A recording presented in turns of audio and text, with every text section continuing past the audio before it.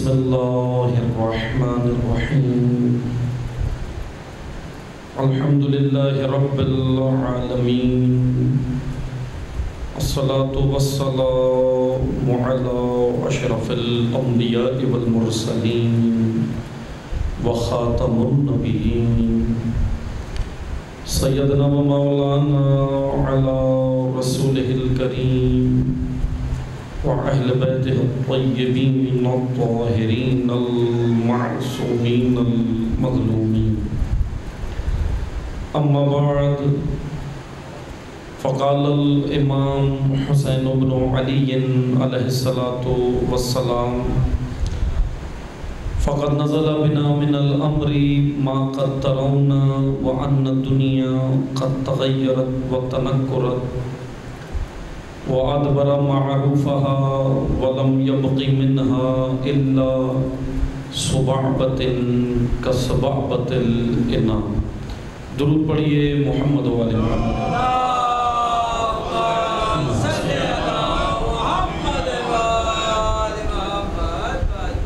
تمام مومنین اپنی حفظ و سلامتی کے لیے، مملکت پاکستان کے استحکام کے لیے، مقامات مقدسہ کی حفاظت کے لیے، علماء حق کی حفاظت کے لیے، حاضرین کی شرعی حاجات کی بجاوری کے لیے، بیماروں کی شفا کے لیے، بے گناہ اسیروں کی رہائی کے لیے، بانیان مجلس، شرکاء مجلس کی توفیقات خیر میں اضافے کے لیے، جن مومنین نے دعائے صحت کی اپیل کی ہے ان کو بھی، اور تمام بیماروں کی شفا یابی کے لیے، خصوصاً سیلاب زدگان کی جلد از جلد پریشانیاں دور ہونے کے لیے، اور تمام مومنین و مسلمین جہاں کہیں بھی پریشان حال ہیں ان کی پریشانیوں کی دوری کے لیے، علماء حق کا سایہ ہمارے سروں پر دراز ہونے کے لیے، مساجد و امام بارگاہوں کی، عزاخانوں کی، عزاداروں کی حفظ و سلامتی کے لیے،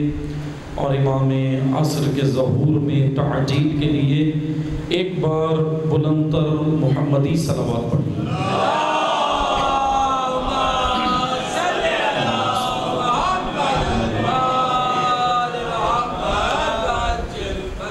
شکر گزار ہیں خداوند تبارک و تعالیٰ کے، خداوند متعال نے ہم سب کو ذکر محمد و آل محمد کرنے کی، ذکر محمد و آل محمد منعقد کرنے کی، شرکت کی، اور ذکر محمد و آل محمد پڑھنے کی، ذکر کرنے کی یہ توفیق خداوند متعال نے ہم سب کو عنایت کی. اس توفیق الہی پر بارگاہ الہی میں شکر گزار ہیں کہ یقیناً شکر کا مقام ہے کہ خداوند متعال نے ہمارے قلوب کو محبت اہل بیت سے معطر کیا ہے، اور یہ طہارت ہمارے قلوب کو نصیب ہوئی کہ ان قلوب کے اندر عشق حسینی خداوند متعال نے ڈال دیا ہے. حدیث میں بھی ہے، پیغمبر اکرم صلی اللہ علیہ وآلہ وسلم نے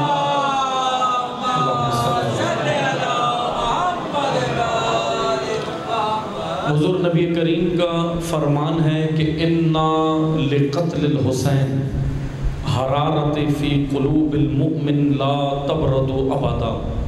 حسین کے قتل میں، حسین کے ذکر میں، حسین کی شہادت میں وہ حرارت ہے جو مومنین کے قلوب کو ٹھنڈا ہونے نہیں دے گی بلکہ گرما کے رکھے گی.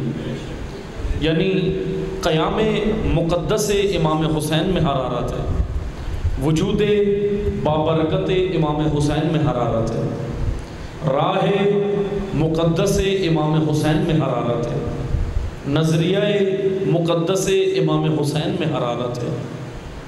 اس کے اندر یہ حرارت ہے جو ہمارے قلوب کو ٹھنڈا ہونے نہیں دے گی بلکہ گرما کے رکھے گی. اور الحمدللہ یہ جو ہم مجالس میں آتے ہیں، شرکت کرتے ہیں، اس کی وجہ بھی یہی ہے کہ وہ حرارت حسینی ہے ہمارے وجود میں، قلب میں قتل حسین کی یہ حرارت ہے.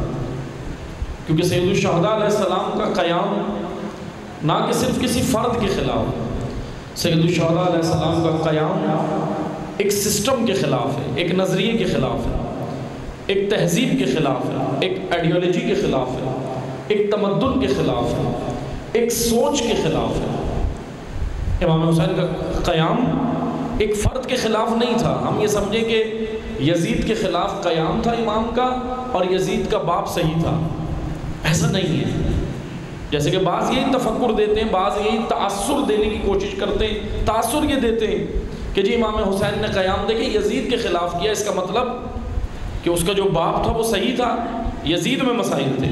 دیا یہ تأثر مورخین نے دیا، تاریخ لکھنے والوں نے دیا، اہل قلم نے دیا، دانشوروں نے دیا، مفسرین نے دیا۔ کربلا کے اوپر بہت ساری تفاسیر ہوئی ہیں، کربلا کے واقعات کے اوپر بھی تفاسیر لکھی گئی ہیں، اور کربلا کے جو اقدار امام حسین نے زندہ کیے ان پر بھی تفاسیر موجود ہیں۔ بعض مفسرین نے، بعض اہل قلم نے، دانشوروں نے، بہت سارے لوگوں نے لکھا کہ یزید کے خلاف قیام اس وجہ سے کہ یزید امام کو پسند نہیں تھا۔ تو کیا یزید جیسے پسند تھے؟ ایسا نہیں ہے۔ امام حسین نے مدینہ سے نکلتے ہوئے اپنا نظریہ بتایا ہے، نظریہ۔ امام نے اپنا مزاج بھی بتایا اور نظریہ بھی بتایا، دونوں چیزیں بتائیں۔ کہا کہ میں حسین ہوں اور حسینی بننے کا طریقہ بھی بتایا۔ یعنی امام نے یہ نہیں کہا، صرف یہ کہہ دیتے جب گورنر مدینہ نے مطالبہ بیعت کیا تھا تو امام کہہ دیتے کہ میں یزید کی بیعت نہیں کر رہا، نہ کروں گا، دیٹس آل، کلیئر، ختم ہو گئی کہانی۔ یہ کہہ دیتے نا دو جملے کہ بھائی میں یزید کی بیعت نہیں کر سکتا، نہ کروں گا، ختم ہو گئی بات۔ لیکن امام حسین علیہ السلام نے کربلا کا جو یہ قیام شروع ہوا، کربلا اختتام نہیں ہے، کربلا حق و باطل کے معرکے کا آغاز ہے۔ کربلا آغاز ہے، اختتام تھوڑی ہے۔ کوئی یہ سمجھے عاشور پہ سب ختم ہو گیا، عاشور پہ امام نے شروع کیا ہے۔ اور یہ معرکہ ختم کب ہوگا؟ جب وارث حسین پردہ غیب سے ہٹے گا۔ اللہم صلی علی محمد۔ یہ جنگ حق و باطل، یہ معرکہ حق و باطل جاری رہے گا ظہور حضرت حجت تک، پھر انہوں نے آ کر اس معرکے کو ختم کرنا۔ لیکن عزیزان محترم، ان کو لشکر حق چاہیے، آمادہ لشکر چاہیے۔ ایسا نہیں چاہیے میں انشاءاللہ ابھی یہ جو آج اور کل 2 دن رہ گئے ہیں میں انشاءاللہ انہیں میں وضاحت کروں گا، کیونکہ یاد رکھیں، میں اگر 2 جملوں میں کہوں کہ امام زمانہ، اپنے وقت کے امام کا تذکرہ جب تک مجلس میں نہ ہو وہ مجلس نہیں کہلائے گی، حق ادا نہیں ہوگا۔ کیوں؟ کیونکہ کربلا کا مقصد بھی یہی ہے۔ آپ مجھے بتائیں ہم لوگ کون سے امام کے ساتھ اٹھائے جائیں گے؟ 12ویں کے ساتھ۔ ہم ان کے اثر میں ہیں نا، دور غیبت میں۔ بے شک امام حسین کا مقام، سید الشہداء کا مقام، امیر المومنین کا مقام، وہ سب اپنی جگہ، لیکن ہر قوم، ہر ملت، ہر امت اپنے وقت کے امام کے ساتھ اٹھے گی۔ میں اور آپ حضرت حجت کے ساتھ اٹھیں گے، ان کے ساتھ شمار ہوں گے۔ بھائی امام حسین کے دور کے ان کے ساتھ آئیں گے، وہ ان کے ساتھ شمار ہوں گے۔ لیکن توجہ سے سنیں، ہم نے امام کے ساتھ شمار ہونا تو تیاری بہت ضروری ہے۔ تیاری، کیونکہ یہ ہے ہی تیاری کا زمانہ، زمانہ انتظار۔ ہم کس انتظار؟ ہم 3 چیزیں ہیں، امام کے ظہور کے حوالے سے بات آ گئی ہے اس لیے میں کرتا چلوں، کیونکہ ظاہر سی بات ہے کہ جب تک ہم ظہور کے لیے آمادہ نہیں ہوں گے تو یہ معاشرتی تباہیاں ہمیں سمجھ نہیں آئیں گی، یہ معاشرہ ہمیں کہاں لے کے جا رہا ہے، کیپچر کر رہا ہے۔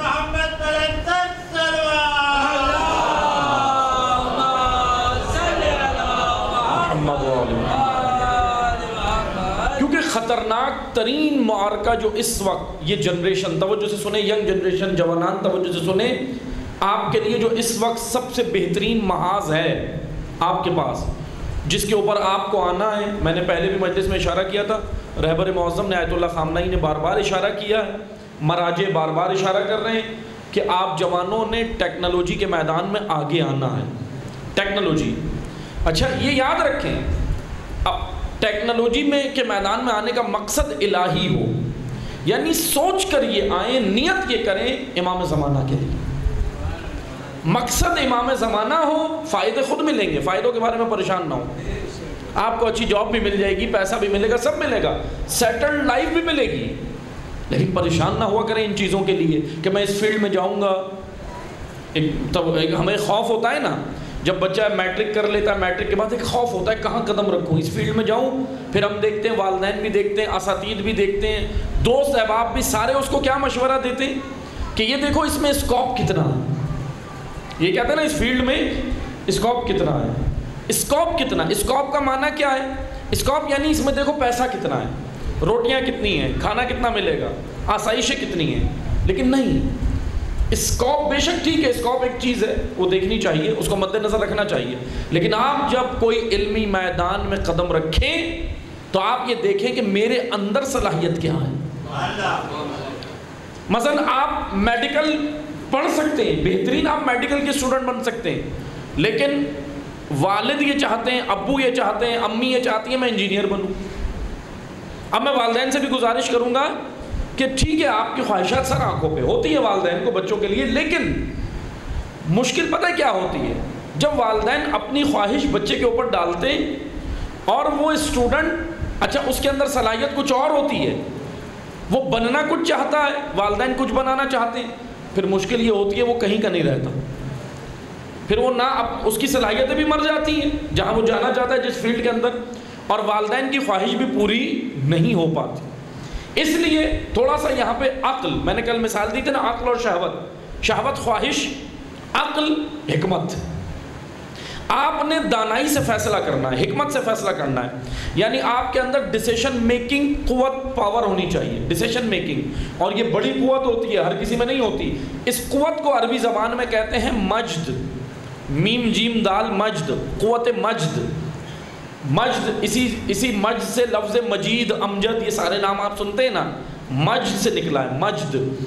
مجد کہتے ہیں ایسی ول پاور کو جو انسان کو کے اندر فیصلہ کرنے کی صلاحیت ہوتی ہے، ڈیسیشن میکنگ قوت، پاور۔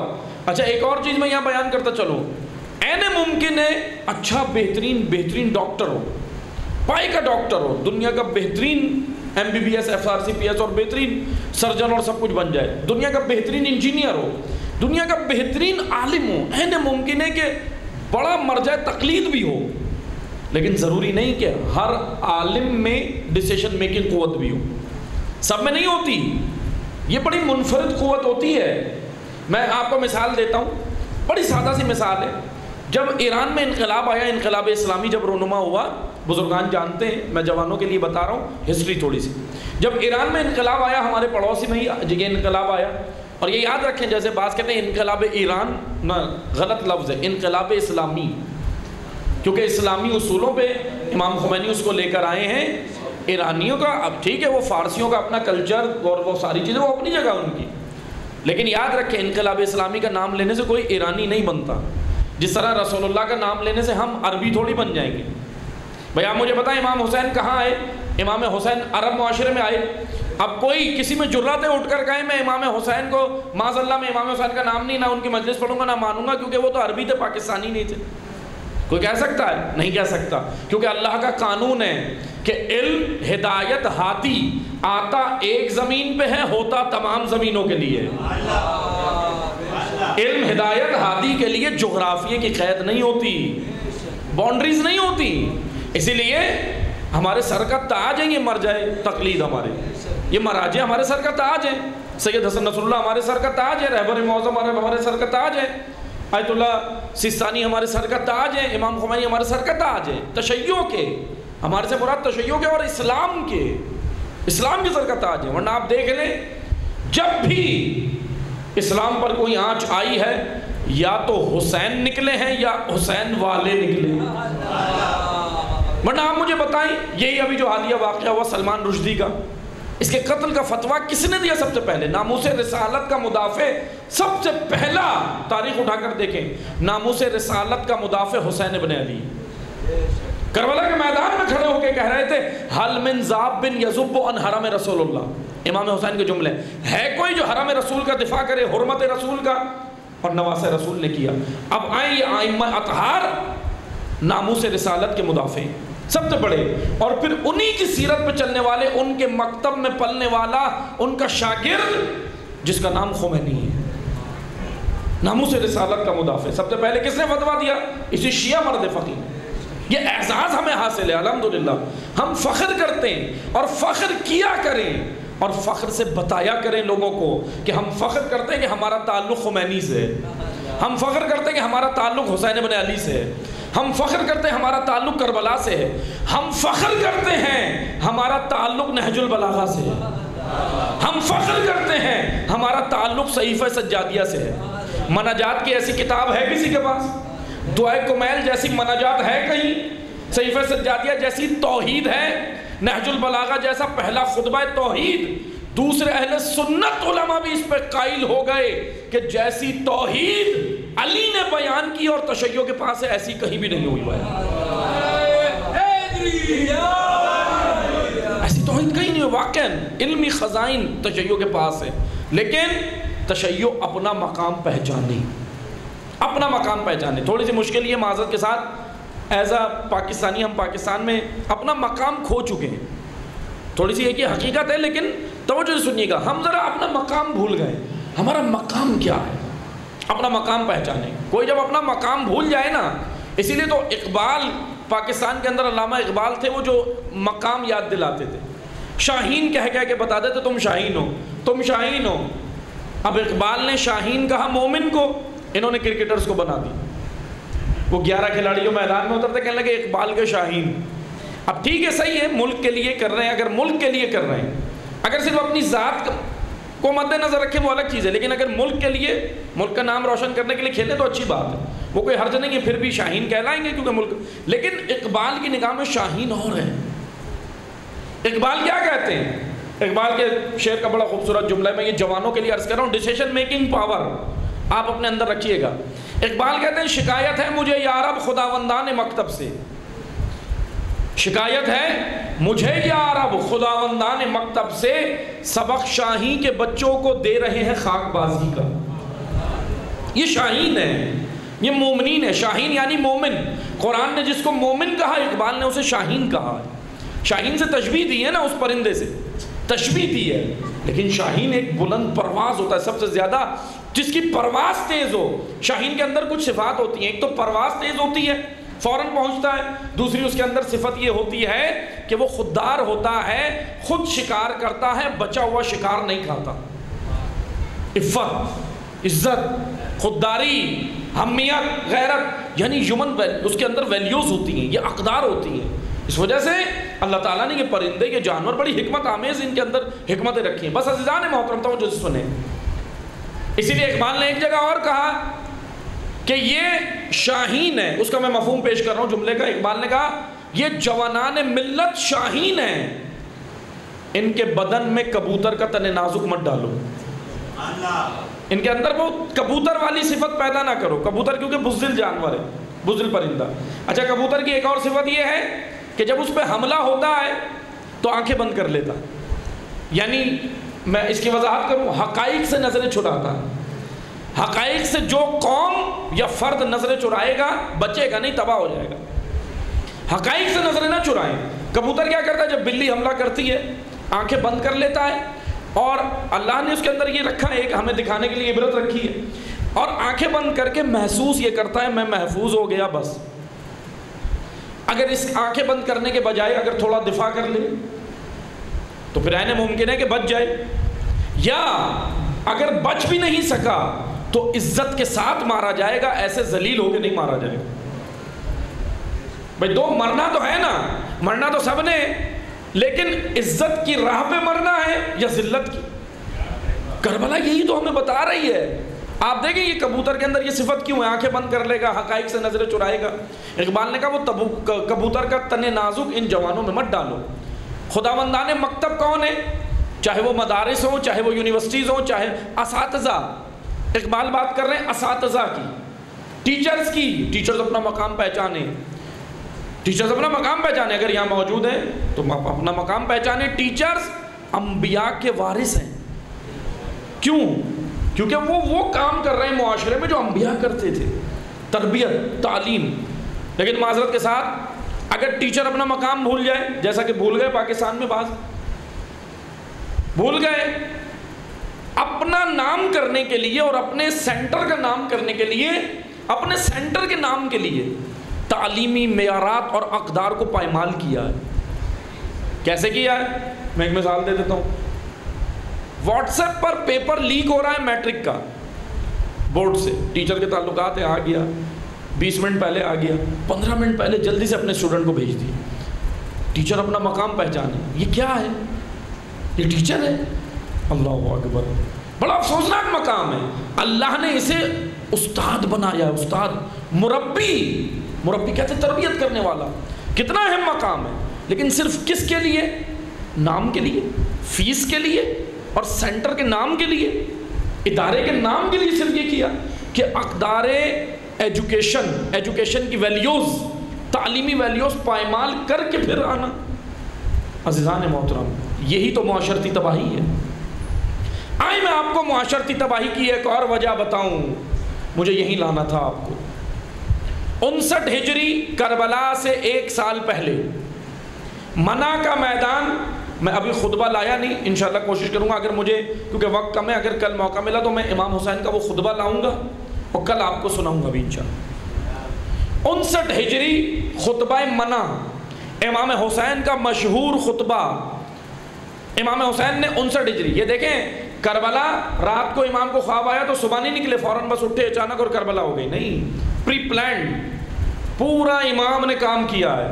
59 ہجری میں امام حسین نے منا کے میدان میں، حاجی جو حج پہ جاتے ہیں انہیں پتہ ہے منا کا میدان کہاں ہے، منا کے میدان میں اسلام کی 1000 تعداد، ان کی 1000 ذکر ہوئی ہے، دین اسلام کی 1000 سرکردہ شخصیات، بڑی شخصیات، اپنے مثلا علاقوں میں اثر و رسوخ رکھنے والی شخصیات. ان کا میں ٹرانسلیٹ کروں، سیلیبریٹیز سے آپ سب سمجھ جائیں گے. شخصیات یعنی سیلیبریٹی یعنی جس کے فالوورز ہوتے ہیں. اب وہ سیلیبریٹی دینی بھی ہوتی ہے اور غیر دینی بھی ہوتی ہے. وہ سیلیبریٹی کوئی کرکٹر بھی ہوتا ہے، وہ سیلیبریٹی کوئی ایکٹر بھی ہوتا ہے، وہ سیلیبریٹی کوئی عالم بھی ہوتا ہے، بن جاتا ہے. ایسا ہوتا ہے نا، یعنی جس کے فالوور ہوں اور اس کو لوگ اس کے پیچھے چلتے ہوں، اس کی سنتے ہوں، مانتے ہوں، اس کو سیلیبریٹی کہتے ہیں. اور اردو میں اس کو خواص کہتے ہیں. عوام اور خواص. امام حسین نے 60 ہجری میں عوام سے خطاب کیا، 59 ہجری میں خواص سے خطاب کیا. پہلے خواص کو جمع کیا، مکہ کے، مدینہ کے، کوفہ کے، بصرہ کے، مدائن کے، سب جگہ دعوت نامے دیے. یعنی تاریخ اسلام کی سب سے بڑی کانفرنس امام حسین نے کی. بڑی کانفرنس تھی آج کی زبان میں اگر میں ٹرانسلیٹ کروں. امام نے وہاں پہ جمع کیے منا کے میدان میں، اور 59 ہجری میں یہ جو سارے انتظامات تھے اس کانفرنس کے جو امام حسین نے کی تھی، وہ ذمہ داریاں حضرت مسلم ابن عقیل کے کاندھوں پہ تھی. کیونکہ مسلم بڑے مدیر تھے، بہترین. مسلم ابن عقیل میں ایک کوالٹی یہ تھی، صفت یہ تھی کہ وہ مینجمنٹ بڑی خوبصورت کرتے تھے مسلم. اور یہ حضرت مسلم کو جو کوفہ بھیجا تھا نا امام نے، کوفہ کا انتخاب جو مسلم کا انتخاب جو کیا تھا، اس کی بھی وجہ یہ تھی کہ امام اس لیے نہیں بھیج رہے کہ چچا زاد بھائی ہے، کزن ہے. امام اس لیے بھیج رہے ہیں کہ اہل ہے کوفہ جا کے یہی کوفہ کو کنٹرول کر سکتا. امام جانتے تھے مسلم کے اندر کیا صفات ہیں. بصرہ سلیمان ابن رزین کو کیوں بھیج رہے ہیں؟ کیونکہ جانتے تھے کہ بصرہ والوں کو سلیمان چلا سکتے ہیں. کیسے چلا سکتے ہیں؟ جیسا کہ حضرت مسلم کو جب امام نے کہا کوفہ جانے کا، تو روایات میں ملتا ہے کہ مسلم کہنے لگے کہ مولا آقا اگر میری جگہ کسی اور کو، تو امام نے کہا کہ نہ، اے مسلم، جو یہ کام آپ ہی کر سکتے ہیں. امام نے باقاعدہ تاکید کی. اچھا، پھر وہ جو ابھی میں وہ نہیں پڑھ رہا، وہ ہم نے پہلے اشرے میں پڑھا ہے، پورا وہ خط جو امام نے مسلم کی شان میں لکھا ہے کوفہ والوں کو، کہ سنو میں جو تمہارے پاس نمائندہ بھیج رہا ہوں اس کے اندر یہ کوالٹیز ہیں، یہ صفات ہیں. بہرحال بات آ گئی تھی حضرت مسلم کی تو میں نے کی، ورنہ یہ ایک الگ موضوع ہے، اس پہ پوری مجلس ہو کہ مسلم کی صفات، حضرت مسلم کی صفات کیا ہیں، کوالٹیز کیا ہیں، پھر امام ان کا انتخاب اس وجہ سے کرتے ہیں. بس حضرت مسلم کی ماموریت یہ تھی 59 ہجری میں کہ انہوں نے منا کے اندر سارے انتظامات حضرت مسلم کے ذمہ تھے. اچھا، جمع کون لوگ ہوئے تھے؟ امام نے زیادہ تر علماء کو جمع کیا تھا. علماء، محدثین، فقہاء اس وقت کے، مفسرین، صحابہ، تابعین، ساری سیلیبریٹیز تھی، بڑی شخصیات جن کے پیچھے لوگ چلتے تھے. 59 ہجری میں امام نے ان کو جمع کیا اور بتایا. اب سنیے گا توجہ سے، میں 2 جملے بس پڑھ رہا ہوں، باقی میں خطبہ انشاءاللہ ہو سکتا ہے کل پڑھوں اگر موضوع رہا تو. امام نے کیا کہا علماء کو جمع کر کے میں وہ مفہوم پیش کر رہا ہوں. امام نے کہا کہ اے علماء اسلام توجہ سے سنو. علماء اسلام کو خطاب کیا کیونکہ امام حسین کے دور میں جو وہ جمع ہوئے وہ سب اسلامی علماء تھے. یہود کے علماء نہیں تھے, عیسائیوں کے علماء نہیں تھے. امام حسین نے ان کو جمع کر کے معاشرتی تباہی کے اسباب بتائے. کیا تباہی کے اسباب بتائیں؟ آئیں. امام حسین نے کہا کہ اے علماء اسلام میں تمہیں بتاتا ہوں کہ معاشرے تباہ کیسے ہوتے ہیں. توجہ سے سنیے گا. اور امام نے کہا اے علماء اسلام, علماء یہود اور علماء راہبانیون, راہبانی اصطلاح ہے قرآن کی. راہبانی عیسائیوں کے پادریوں کو کہا جاتا ہے. عیسائی پادری, عیسائی مقدس شخصیات, عیسائیوں کے بڑے رہنما, روحانی رہنما, جیسے ہمارے یہاں مولانا ہوتے ہیں ان کے یہاں پادری ہوتے ہیں. راہبانیون, ان پادریوں کو, علماء عیسائیت کو قرآن نے راہبانی کہا ہے, راہبانیون. اور علماء یہود کو احبار کہا ہے, احبار, اخبار نہیں احبار. میں یہ اصطلاحات اس لیے استعمال کر رہا ہوں کہ جوانان اپنے ذہنوں میں بٹھائیں قرآن کی اصطلاحات. جب ہم قرآن کو پڑھیں نا, جب ہم تلاوت کریں تو ہمیں پتہ ہو کہ یہ آیت کس کے لیے اور یہ آیت کیا کہہ رہی ہے. اس لیے میں یہ وضاحت کر رہا ہوں. راہبانیون یا راہبانی عیسائیوں کے علماء کے لیے ٹرمز استعمال کی, خدا نے ٹرمنالوجی استعمال کی. اور یہود کے علماء کے لیے احبار, ہا کے ساتھ احبار. پھر امام حسین نے کہا کہ سنو, راہبانیون اور احبار ان کی سوسائٹیز تباہ ہو گئی. میں ابھی امام کے جملے نہیں پڑھ رہا, مفہوم پیش کر رہا ہوں. انشاءاللہ خطاب میں کل پڑھوں گا اللہ نے اگر توفیق دی. امام نے کہا ان کی سوسائٹیز تباہ ہو گئی. تباہ ہو گئی کیسے تباہ ہو گئی؟ کیسے تباہ ہو گئی یہ؟ اچھا, امام حسین خطاب کس کو کر رہے ہیں؟ علماء اسلام کو. امام حسین کے سامنے منع کے میدان میں یہودی علماء نہیں کھڑے تھے, عیسائی علماء نہیں کھڑے تھے, بلکہ رہبانی, بلکہ اسلامی علماء کھڑے تھے. مقدس شخصیات, صحابہ تھے, صحابہ کے تابعین تھے, فالوورز تھے, فقہا تھے, مراجع تھے اس وقت کے, بڑی بڑی شخصیات, تمام بڑی شخصیات. امام حسین نے کہا کہ سنو, وہ معاشرے قرآن کریم نے بیان کیا اللہ کے. اور پھر امام حسین نے کئی آیات بھی اپنے اس خطبے میں پڑھی ہیں قرآن کریم کی, اور کہا کہ اللہ نے معاشرتی تباہی کا سبب جو بیان کیا وہ یہ کیا کہ پہلا سب سے بڑا فیکٹر, سب سے بڑے ریزن, وجہ معاشرے کی تباہی کی, وہ برے لوگوں کا میدان میں آنا نہیں ہے, بلکہ باتقوا لوگوں کا خاموش ہو کر معاشرے سے کنارہ کش ہونا ہے.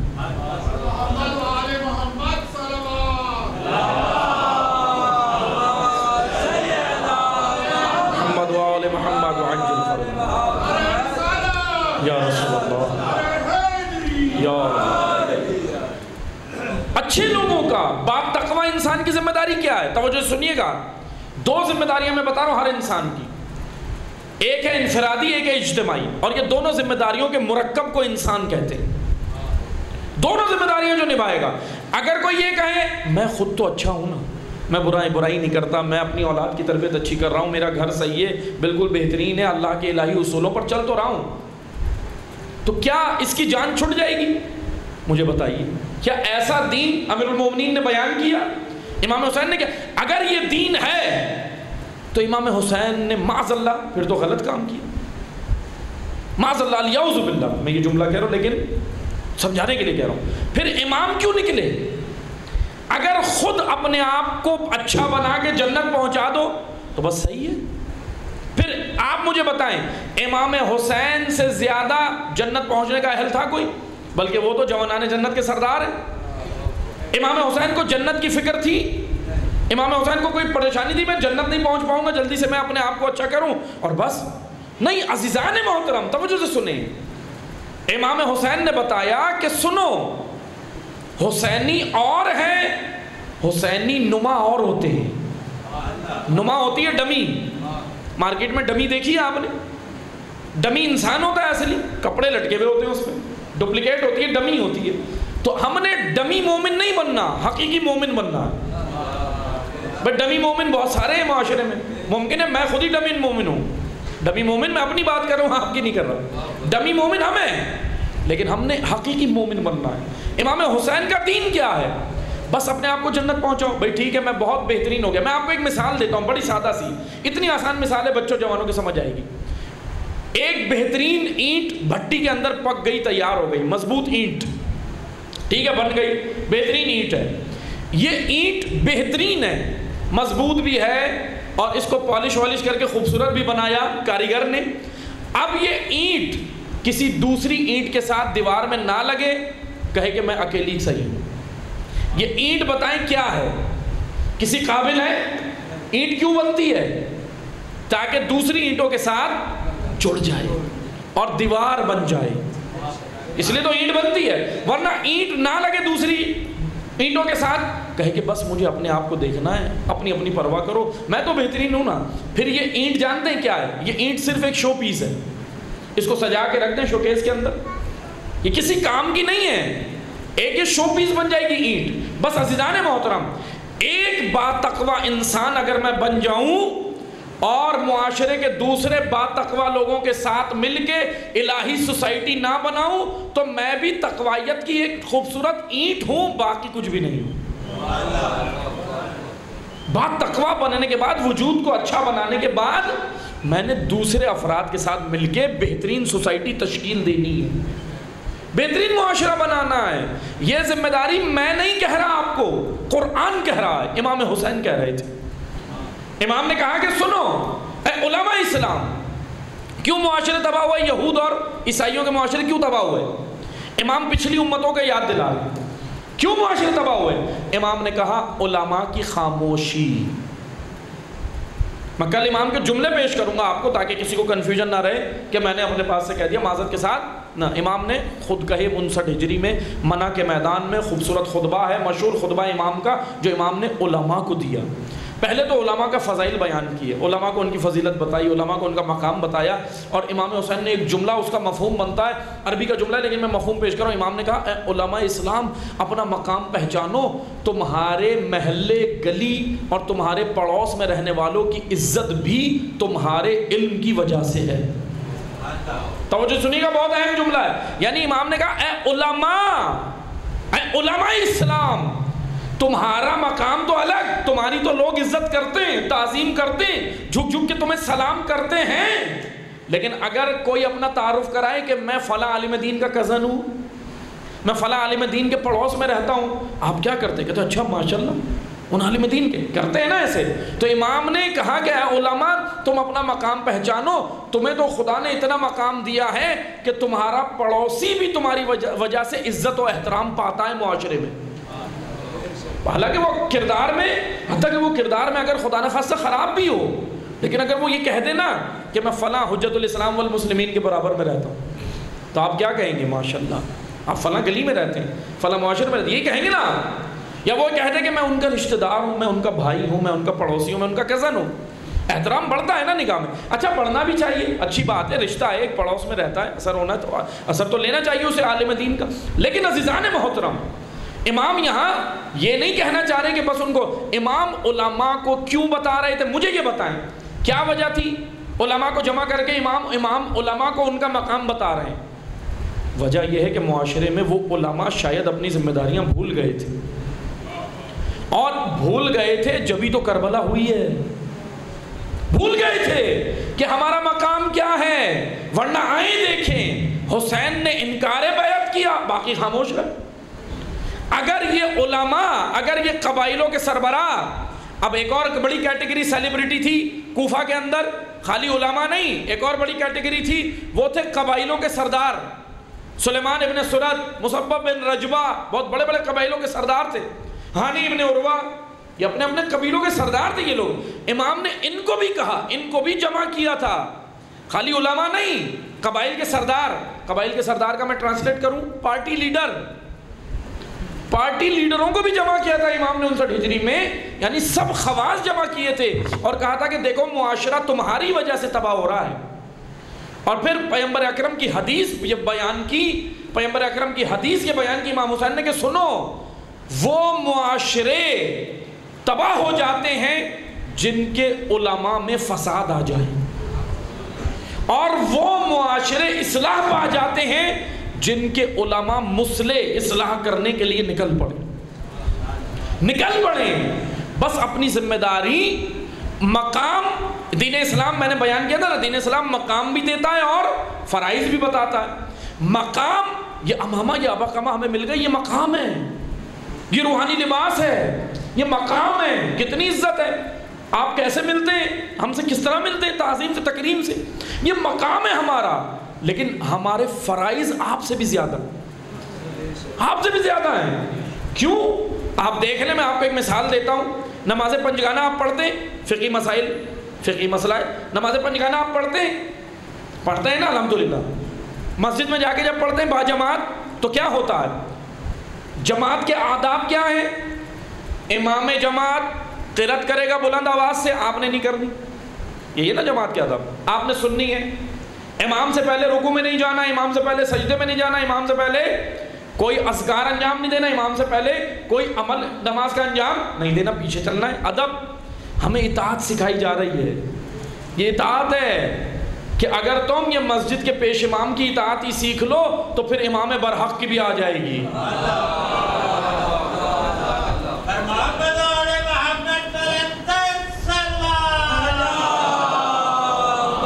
اللہم صلی علی محمد. بھئی یہ نماز پنجگانہ کی بڑی حکمت ہے, میں حکمت بھی بتاتا چلتا ہوں. کیوں بلایا مسجد میں؟ گھر میں بھی تو نماز پڑھ رہا ہوں. کیا خدا گھر میں نہیں ہے؟ ہر جگہ ہے. خدا کہاں ہے؟ ہر جگہ. خدا, بھائی مسجد کیوں بنائی؟ مسجد کا مقام کیا ہے؟ مسجد کا, اب میں آپ کو ثواب نہیں بتا رہا. ثواب ماشاءاللہ آپ نے بہت سنا ہے, ثواب سنا ہے نا, سب علماء سے آپ سنتے ہیں ثواب. مسجد میں آئے اتنا ثواب ہے, ایک قدم رکھنے کا اتنا ثواب ہے, وضو مسجد میں آ کے کرنے کا یہ ثواب ہے, برابر میں مومنین بیٹھیں گے ثواب ہے. بے شک بہت ہے, پریشان نہ ہو, بے شک بہت ہے. لیکن مجھے ثواب نہیں بتانا, حکمت بتانی, لاجک بتانی ہے. کیونکہ حلال و حرام کے ہمیں ثواب اور وہ ساری چیزیں پتہ ہیں, لیکن جب ہم کسی غیر مسلم کے پاس جاتے ہیں وہاں پہ چپ ہو جاتے ہیں. وہ کہتا ہے بھائی کیوں حرام ہے فلاں چیز, پردہ کیوں, حجاب جو ہے وہ کیوں ضروری ہے. اب یہاں پہ کیا جواب نے پتہ ہی نہیں, بس کہہ دیتے ہیں بس اسلام نے کہا, اللہ نے کہا. بے شک یہ صحیح ہے کہ اللہ نے حکمت ہے, لیکن اس کے فلسفہ بھی بیان ہوا ہے, دین نے بیان کیا ہے. بس نماز پنجگانہ کے لیے ہمیں بلایا مسجد میں. مسجد کیا ہے؟ مسجد اسلام کا مورچہ ہے. امام خمینی کہتے تھے مسجد سنگر است, مسجد سنگر ہے, سنگر. اور جو محراب میں بیٹھا ہے وہ اسلام کا سپاہی ہے, کمانڈر ہے. محراب میں جو بیٹھا ہے, اور جو پیچھے سارے آ رہے ہیں وہ سپاہی ہیں. کمانڈر کی ذمہ داری ہے سپاہیوں کو تیار کرنا. اچھا آپ نے دیکھا ہوگا فوج کے اندر کچھ رینک ہوتے ہیں. فوج کے اندر ایک رینک ہوتا ہے صوبیدار کا, اور پھر مختلف رینک ہوتے ہیں. ابھی مجھے نہیں معلوم, میرا آرمی سے تعلق نہیں, مجھے نہیں معلوم اتنے رینک کیا ہے, لیکن آپ مجھے بتائیں کہ کیا چیف آف آرمی اسٹاف آ کر نیچے طبقے کے سپاہیوں کو ٹریننگ کراتے ہیں؟ Chief of army staff, Pakistan کی چیف آف آرمی اسٹاف یا کسی بھی فوج کے سربراہ فوج آ کر آپ کو ٹریننگ کرائیں گے سپاہی کو؟ نہیں کرائیں گے. کیا کہیں گے کہ نیچے جو رینک والے ہیں نا ان کی ذمہ داری ہے کہ یہ ٹریننگ کرائیں.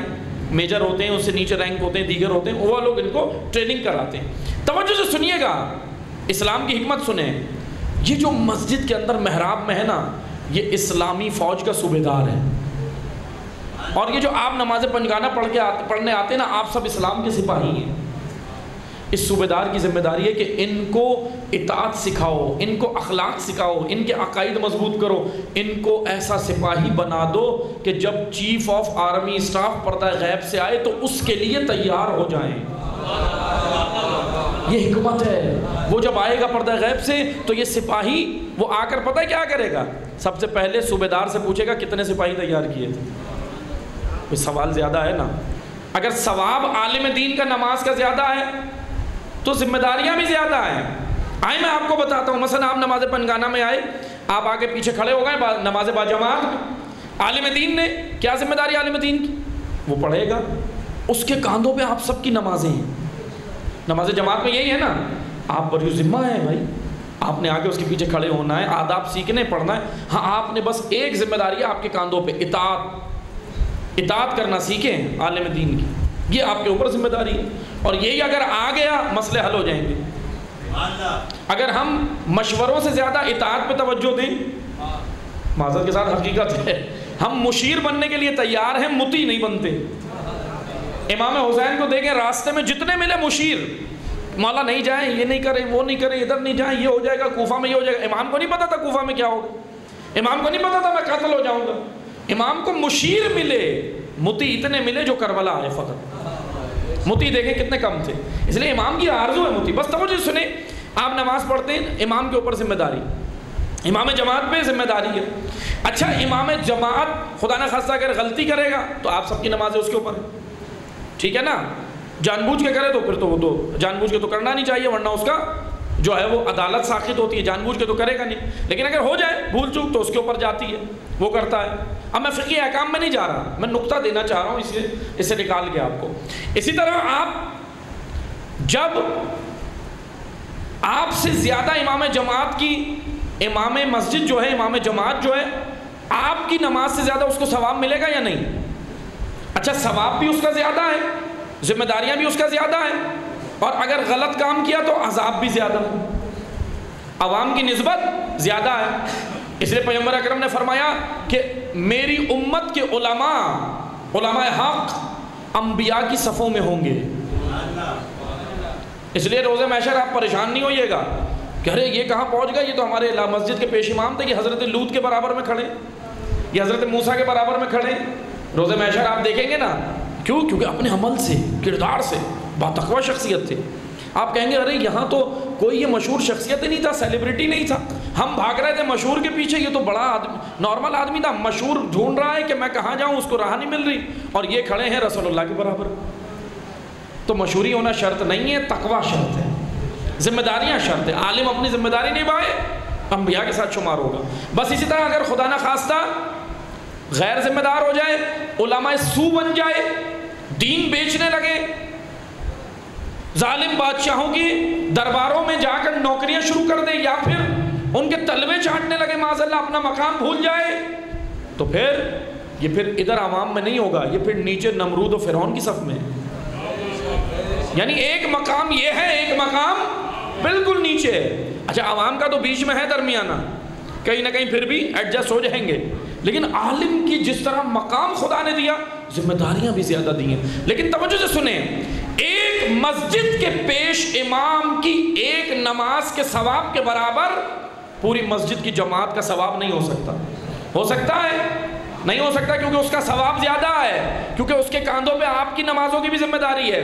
آپ مجھے بتائیں, تاریخ اسلام میں اعتراض کرنے والوں سے میں پوچھتا ہوں, ایک مسجد کی ایک عام معمولی غیر معصوم ہے, وہ ہم غیر معصوم ہیں نا, معصوم تو نہیں ہے, ایک مسجد کا عام معمولی عالم دین, ایک مسجد کا عام عالم, امام مسجد, اس کی ایک نماز کے برابر بھی امت, پوری امت کا ثواب اس کے برابر نہیں ہو سکتا.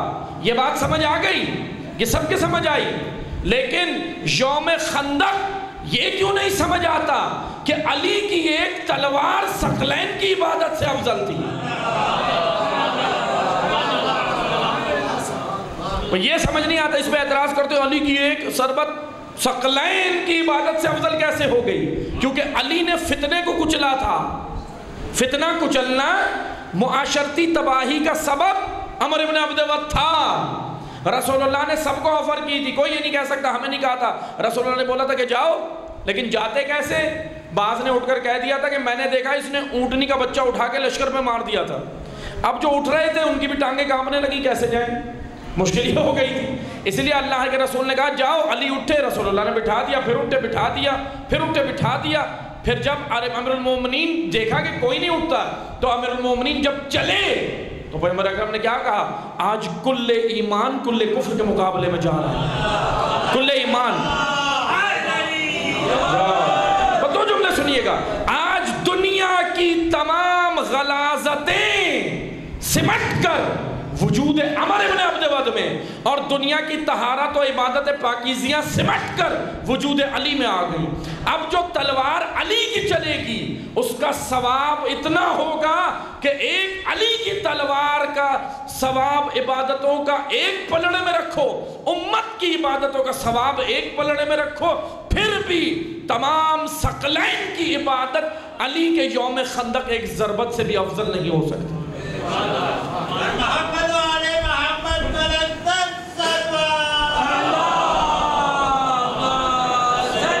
اللهم صل على محمد وعلى عالم دین کا مقام، یہ ہے امام مسجد کا مقام. اس کی اطاعت کرنا سیکھیں. مشیر کم بنے، مطیع زیادہ بنے. اچھا مشیر جب بنے جب وہ مشورہ مانگے. امیر المومنین کا ادب دیکھا ہے؟ مولا علی اتنے با ادب تھے رسول اللہ کی بارگاہ میں، جب تک مشورہ نہیں دیتے تھے جب تک رسول اللہ خود نہ طلب کر لیں.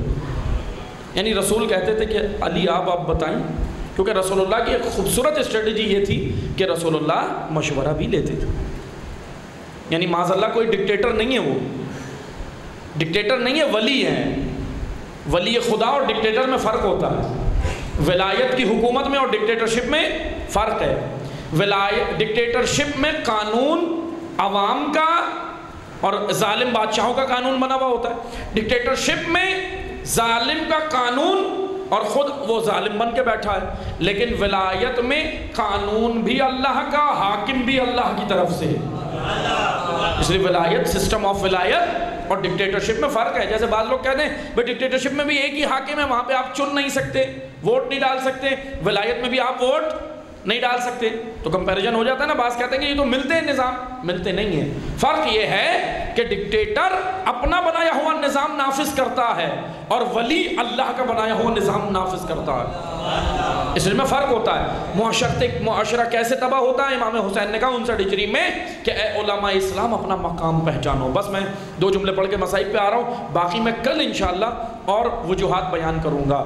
ہم نے سورہ آل عمران سے بیان کی تھی، اب ایک اور سورہ بیان کرنا ہے، سورہ اعراف سے انشاءاللہ کل بیان کریں گے.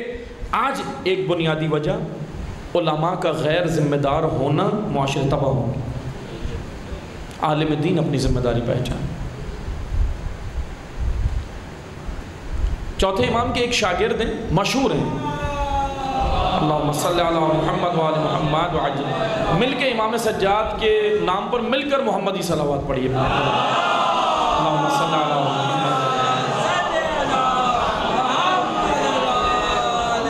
بس 2 جملے سنیے گا. امام سجاد علیہ السلام کے شاگرد ہیں، مشہور، آپ سب نے نام سنا ہے، محمد بن شہاب زہری کے نام سے مشہور ہیں.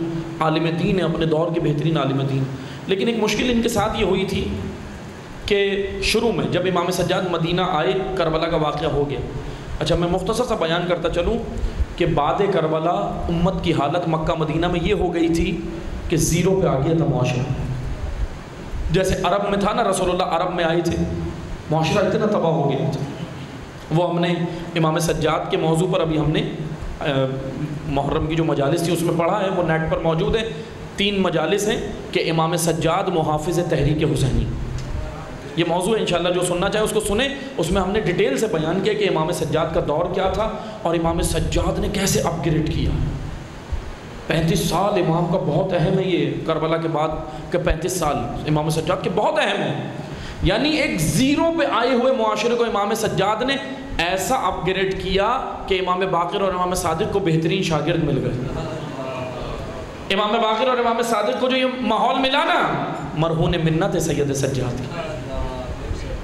ہم صرف کیا سمجھتے ہیں؟ ہم سمجھتے ہیں صرف بیمار کربلا تھے اور پھر اس کے بعد 2 جملے مصائب میں رو کے ختم. نہیں عزیزان محترم، بیمار تو صرف عاشور کے دن تھے، چند لحظے کی بیماری تھی، وہ بھی اللہ کی حکمت کی وجہ سے امامت آگے بڑھنی تھی. لیکن امام سجاد بیمار کربلا نہیں، کرار کربلا ہے. سجاد کے ساتھ یہ جملہ جچتا ہے، کرار کربلا ہے. نہیں یہ کرار علی کا پوتا ہے. خطبوں کا انداز دیکھ کے پتہ چلتا ہے کسی بیمار نے دیا تھا. جب خطبے دیے امام نے اندازہ ہوتا ہے کسی بیمار نے دیا تھا. علی کا پوتا ہے، کرار. خطبوں کی ذوالفقار چلائی ہے امام نے. کلمہ حق بلند کیا ہے جابر کے دربار میں. یہ بہت مشکل کام ہوتا ہے، یہ بہت مشکل کام ہوتا ہے. کلمہ حق بلند کرنا ظالم کے دربار میں، جابر سپر پاور کے سامنے کلمہ حق بلند کرنا. آپ کو کہا جائے کہ جا کر امریکی صدر جو بائیڈن کے سامنے کھڑے ہو کے تقریر کرو اس کے خلاف، جرأت ہے؟ بہت مشکل ہے. اسرائیلی صدر، اسرائیلی وزیر اعظم کے سامنے کھڑے ہو کے کرو. کتنی جرأت چاہیے نا. اور یہ جرأت پیدا ہوتی ہی ان مجلسوں سے. امام سجاد کی سنت ہے، امام سجاد کی سیرت ہے ظالم کو للکارنا. امام سجاد کی سیرت ہے ظالم کے خلاف اس کے سامنے بولنا، منہ پہ بولنا، یہ سنت سجاد ہے۔ دیکھیں ہم نے بہت ساری امام کی سیرتیں اپنائی ہیں، ہم نے بہت ساری عزاداری کے اندر جو بہت ساری رسومات ہیں ہم نے اپنائی ہیں نا امام سجاد کے نام سے۔ امام سجاد کے نام سے آپ ہتھکڑی بھی پہنتے ہیں، بیڑی بھی پہنتے ہیں، کوئی حرج نہیں ہے، ٹھیک ہے پہنے، یاد میں آپ ان کی پہنتے ہیں، گریا کرتے ہیں، وہ دیکھ کے گریا کرتے ہیں، میں مخالفت نہیں کر رہا، کوئی بات نہیں پہنے، لیکن کیا امام سجاد صرف اتنا ہی چاہتے ہیں کہ میں بیڑی پہن کر بس گھر چلا جاؤں؟ امام سجاد یہ چاہتے ہیں میرے وجود میں سجادی سیرت پیدا ہو جائے، وہ سجادی سیرت پیدا ہو اور میں ایسا عزادار بن جاؤں جیسے سید سجاد چاہتے ہیں۔ آئیں آ کر دیکھیں امام سجاد نے زیرو پہ آئے ہوئے معاشرے کو اپ گریڈ کیا۔ امام کے شاگرد ہیں محمد بن شہاب زہری، زہری عالم دین ہے اپنے دور کے۔ زہری کے ساتھ یہ مسئلہ ہوا تھا کہ بعد کربلا سب کنفیوز تھے، بعد کربلا یہ بھی کنفیوز تھے، اور بھی فرات بن احنف کا نام بھی ملتا ہے، اور بھی لوگوں کے نام ملتے ہیں۔ کس بات پہ کنفیوز تھے؟ یہ کنفیوز اس بات پہ تھے کہ امام سجاد ہیں یا محمد حنفیہ ہیں، کیونکہ امامت کا مسئلہ تھا، امامت کا مسئلہ تھا۔ محمد حنفیہ کے جو فالوورز تھے انہوں نے کہہ دیا تھا کہ محمد حنفیہ جو وہ امام سجاد کا دور بہت کٹھن دور ہے، بہت خطرناک دور ہے، پروپیگنڈوں کا دور ہے، زیرو پر امت ہوئی ہے، اس کو بھی اٹھانا ہے، اور حکومتی مشینری شکنجوں میں امام سجاد کو رکھی ہوئی ہے۔ جاسوس امام سجاد کی مجلسوں میں بیٹھتے تھے حکومت کی، امام سجاد گفتگو کر نہیں سکتے تھے، بول نہیں سکتے تھے، پابندی تھی، لیکن کیا خوبصورت علی کے بیٹے نے حکمت عملی اپنائی کہ جب لوگ آتے تھے امام نے ایسے بیٹھ کے تقریریں نہیں کی، امام نے رخ کعبے کی طرف کیا، دعاؤں کا سہارا لیا، اس میں راشن آٹا چینی دالیں نہیں مانگی، دعاؤں کے اندر توحید عدل نبوت امامت اور یہ سارے عقائد اور اخلاق پڑھا دیے۔ اسٹریٹجی، خوبصورت اسٹریٹجی، دعا کا سہارا لیا۔ اب جو سمجھنے والے ہوتے تھے، کیونکہ امام کہتے ہیں نا ہمارے کلام کو محرم سمجھتا ہے، نامحرم نہیں سمجھتے، جو محرم ہوتے تھے سمجھ جاتے تھے امام کیا کہہ رہے ہیں۔ وہ جو ایجنسی کا بندہ ہوتا تھا، اس وقت کی ایجنسی کا جاسوس ہوتا تھا، اس کے پلے ہی نہیں پڑتا تھا امام کیا کر رہے ہیں، وہ بس ہاتھ اٹھا کے بیٹھا رہتا تھا الہی آمین الہی آمین۔ لیکن وہ اس طرح امام نے معاشرے کو اپ گریڈ کیا۔ 35 سال بہت اہم ہے، بہت اہم ہے۔ سید سجاد نے محمد بن شہاب زہری کو خط لکھا امام نے اور کہا کہ اے محمد بن شہاب زہری، تم عالم دین ہو، اپنا مقام پہچانو، ظالم کے دربار کے چکر مت لگایا کرو، کیونکہ تم جب ظالم کے دربار میں جاتے ہو نا، ظالم کی وحشت انسیت میں بدلتی ہے اور عوام کے پاس جواز پیدا ہوتا ہے کہ وہ عالم بھی تو اس کے ساتھ ہے۔ حدیث موجود ہے، لیکن میں نے کہا نا کہ ابھی میں لایا نہیں، ورنہ امام سجاد کا جملہ بھی پڑھ کے بتا دوں آپ کو۔ امام سجاد نے خط لکھا ہے، خط، تاریخ میں یہ خط موجود ہے جو امام سجاد نے عالم دین کو لکھا ہے۔ علماء کی ذمہ داریاں، بس عزاداروں، اگر خدا نخواستہ علماء فساد میں پڑ گئے، معاشرہ نہیں اصلاح پاتا۔ علماء اپنا مقام پہچانے۔ قاضی شریح کوفہ کے اندر اپنا مقام کھو دیا تھا اس نے۔ قاضی شریح کون ہے؟ یہ میں جوانوں کے لیے بیان کرتا ہوں۔ عبید اللہ ابن زیاد جب کوفہ آیا، اس کو انعام بھیجتا تھا، روز انعام بھیجتا تھا، تقاضا کچھ نہیں کرتا تھا۔ دیکھیں ظالم جابر حکمران اسی طرح کرتے ہیں، پہلے لالچ دیتے ہیں، پہلے زن دیتے ہیں، زر دیتے ہیں، منصب دیتے ہیں، انعامات دیتے ہیں، پہلے کچھ نہیں کرتے، پہلے صرف نوازتے ہیں، پھر علماء سے کام نکلواتے ہیں، پھر کام نکلواتے ہیں۔ قاضی شریح کو عبید اللہ ابن زیاد نے بھیجنا شروع کیے انعامات۔ قاضی شریح خود پریشان تھا کہ اتنا مہربان مجھ پہ کیوں ہو رہا ہے، لیکن لیتا جاتا تھا۔ لالچ آ جاتی ہے نا، لالچ تو آ جاتی ہے، غیر معصوم ہے، معصوم تو نہیں ہے، لالچ تو آ ہی جاتی ہے، لالچ آ گئی، انعام لیتا جاتا تھا۔ پھر ایک دن عبید اللہ ابن زیاد نے نمائندہ بھیجا کہ قاضی شریح سے کہا کہ جاؤ اور جا کر قاضی شریح سے بولو کہ قتل حسین کا فتویٰ دیں۔ اب کام لیا، اب کام لینا تھا۔ اب قاضی شریح پریشان ہو گیا، اس نے فتویٰ آسان ماحول میں نہیں دیا تھا، بڑا کنفیوز تھا یہ۔ جیسے میں نے کل بیان کیا تھا، عمر ساتھ کنفیوز تھا کہ بھائی حسین یا پھر یزید، حسین کا ساتھ دیتا ہوں جان جائے گی، مال جائے گا، دولت جائے گی، منصب جائے گا، عہدہ جائے گا، یزید کا ساتھ دیتا ہوں تو دین جائے گا۔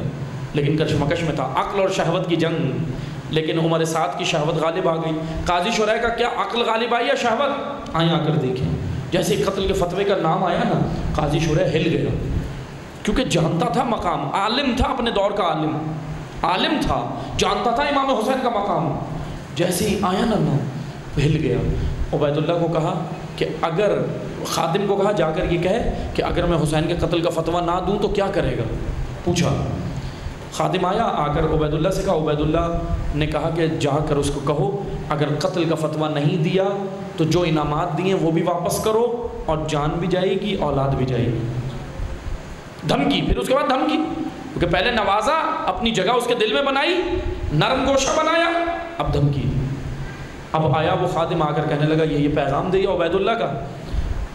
قاضی شرح نے کہا کہ مجھے ایک دن سوچنے کا موقع دو.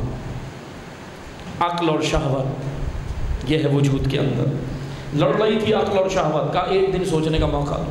عقل کہہ رہی تھی دیکھ نبی کا نواسا، شہوت کہہ رہی تھی دے دے اپنی جان بچا، بچے بچا، انعامات دے.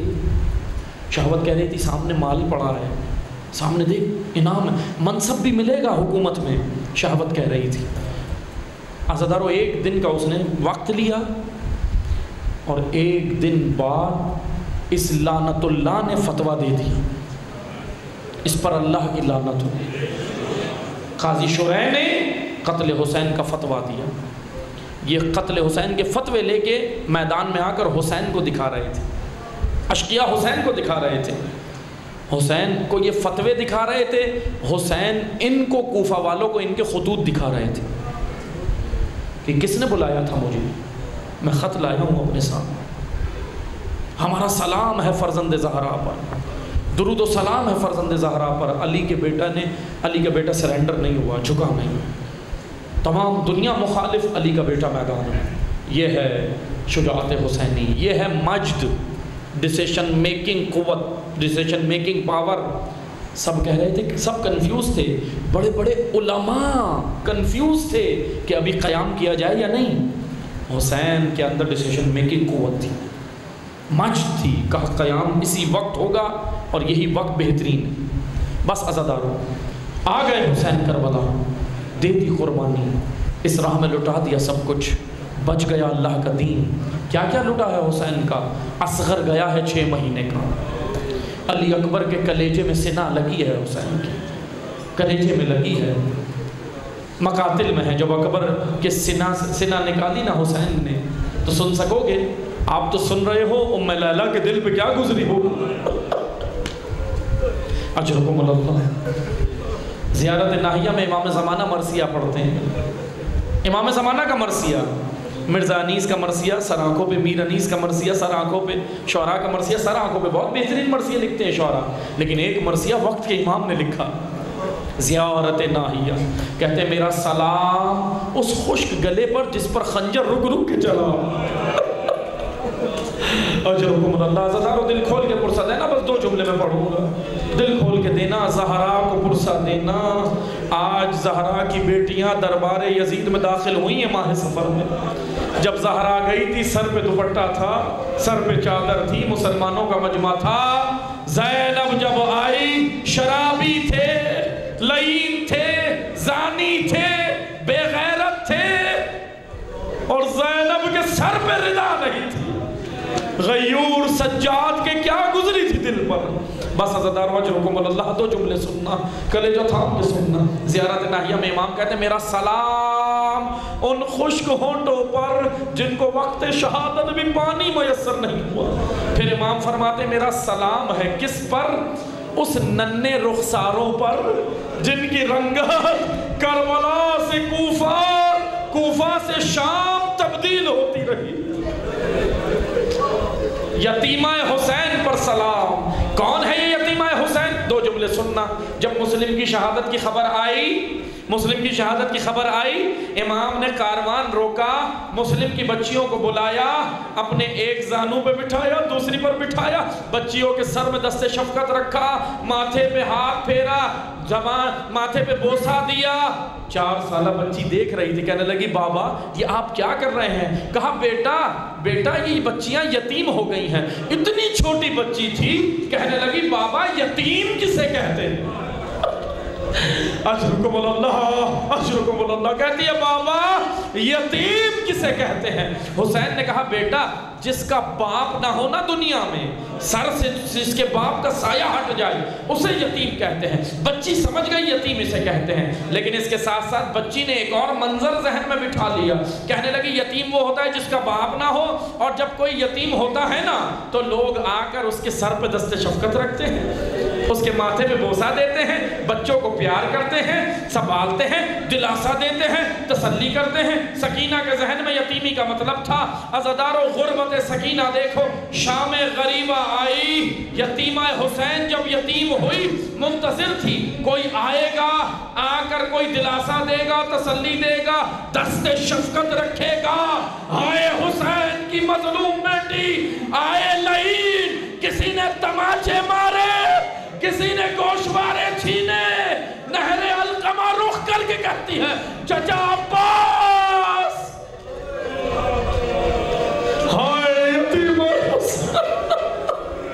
اجرکم اللہ۔ بس دو جملے سننا، دعا کرنا میں پڑھ دوں، بہت سخت مسائل ہیں، دو جملے سننا۔ سید سجاد نے آ کر سنبھالا، زینب نے آ کر سنبھالا، شام غریبہ، زینب نے بچوں کو گننا شروع کیا، بچوں کی گنتی شروع کی، یتیمہ حسین نظر نہیں آئی، بچی کو تلاش کرنے نکلی۔ علی کی بیٹی اس بیابان میں گنج شہداء کے پاس گئی، شہداء کے لاشیں بے گور و کفن سرزمین کربلا پر، علی کی بیٹی آئی، شام غریبہ کا منظر ہے، بس آخری دو جملے سننا، شام غریبہ کا منظر ہے، علی کی بیٹی آئی، بچی کو تلاش کرنے لگی، یا سکینہ یا سکینہ کی صدا دیتی جاتی تھی، بچی نظر نہیں آئی، لیکن تھوڑی ہی دیر میں دیکھا ایک بچی ایک لاشہ بریدہ سے لپٹ کر سو رہی ہے، ایک لاشہ بریدہ سے لپٹ کر سو رہی ہے۔ عزادارو اولاد والے بیٹھے ہو، خدا آپ کا سایہ آپ کی اولاد میں سلامت رکھے، خدا آپ کے بچوں کو با ایمان بنائے۔ بس دو جملے سننا، روتے جانا اور اپنے وقت کے امام سے عہد بھی کرنا۔ آخری جملے سننا، بچی لاشہ بریدہ سے لپٹ کے رو رہی ہے، آپ سن رہے ہو، لیکن سید سجاد اور زینب نے تو منظر دیکھا تھا، امام زمانہ دیکھ کر روتے ہیں، زہرا یہ منظر دیکھ کے روتی ہے، زہرا سکینہ کی یتیمی میں بھی روتی ہے، لیکن زہرا سب شہداء کو روئی، لیکن زہرا کی اپنی پسلیاں بھی ٹوٹی تھی۔ آخری جملے سننا، دو جملے سننا۔ آئی زینب کبریٰ جب لاشہ بریدہ پر آئی نا، دیکھا بچی لپٹ کے سو رہی ہے، بچی کو جگایا، بچی اٹھی اور اٹھ کر رونے لگی اور پھوپھی اماں سے لپٹ گئی۔ آخری دو جملے سننا، بڑی منفرد روایت ہے، بچی اٹھی اور پھوپھی اماں سے لپٹ کے رونے لگی۔ بہن پھوپھی اماں نے پوچھا، زینب کبریٰ نے کہا بیٹا سکینہ یہ بتا یہ کس کا لاشا؟ دو جملے سننا، کہا بیٹا سکینہ یہ بتا کس کا لاشا ہے؟ کیونکہ لاش کی پہچان، بدن کی پہچان تو سر سے ہوتی ہے، اس کا تو سر نہیں، بیٹا یہ کس کا لاشا ہے؟ بچی رو کے کہتی ہے پھوپھی اماں یہ میرے بابا کا لاشا ہے، یہ میرے بابا کا لاشا ہے۔ کہا اچھا بیٹا یہ بتاؤ کہ آپ نے بابا کو پہچانا کیسے؟ گفتگو سننا بڑی قیامت کا منظر تھا، بابا کو پہچانا کیسے؟ کہنے لگی پھوپھی اماں جب میں روتی روتی آئی نا، میں مقتل میں آئی، بابا بابا کی صدائے دیتی تھی، بابا بابا کی صدائے دے کر مقتل میں آئی، تو مجھے جب اندھیرے میں کچھ نظر نہ آیا نا، لاشہ بریدہ سے آواز آئی سکینہ تیرا بابا یہاں ہے، آ میری بچی تو جاگی ہوئی ہے، سو جا آرام کر لے۔ لیکن عزادارو وہ آخری رات تھی جب سکینہ نے بابا سے لپٹ کے سوئی، لیکن اب سکینہ کو سونا نہیں ملا، آ گئی زندان۔ بچی جب دنیا سے جانے لگی، منظر سنو گے اپنا کلیجہ تھام کے سننا، لیکن یہ بھی دعا کرنا میں پڑھ سکوں، بہت سخت مرحلہ ہے۔ آخری جملے سننا، جب بچی شام کے زندان میں تھی نا، سید سجاد نے آ کر جب بچی کے آواز آئی، ایک آواز آئی، سید سجاد منتظر تھے شام کے دروازے پر، زندان کے دروازے پر ایک آواز آئی، سید سجاد نے کہا یزید سے کہ سن بچی اگر تو چاہتا ہے نا کہ تیری نیند میں خلل نہ پڑے، تیری نیند میں اگر خلل نہ پڑے تو آرام چاہتا ہے؟ کہا کہ ہاں بچی اتنا روتی ہے کہ اس سے میں پریشان ہوتا ہوں، میں سو نہیں پاتا۔ کہا کہ ایک کام کر، اس کے بابا کا سر بچی کو دے دے۔ افادار سن رہے ہو، امام زمانہ یہ منظر سر دے دے۔ اب باپ کا سر آیا، بچی نے لپٹ کر باپ کے سر کو اپنے رخسار کو رخساروں پہ رکھا اور گریہ کرتی رہی۔ مجھے نہیں معلوم کیا گریہ کیا۔ تھوڑی ہی دیر میں جناب زینب کبریٰ کی آواز آئی، بیٹا سجاد نشانی حسین نہ رہی، بیٹا سجاد۔ سید سجاد نے کہا انا للہ و انا الیہ راجعون۔ بس عزادارو، سید سجاد نے سکینہ کو قبر میں اتارا۔ اب سننا، رہا ہو کہ کربلا آئے۔ سید سجاد جب بابا کی قبر پہ گئے نا تو کہا بابا مجھے معاف کر دینا، میں سب کچھ ساتھ لایا، آپ کی بہنوں کو بھی لایا اور بیویوں کو بھی لایا، لیکن سکینہ نہیں آئی۔ سکینہ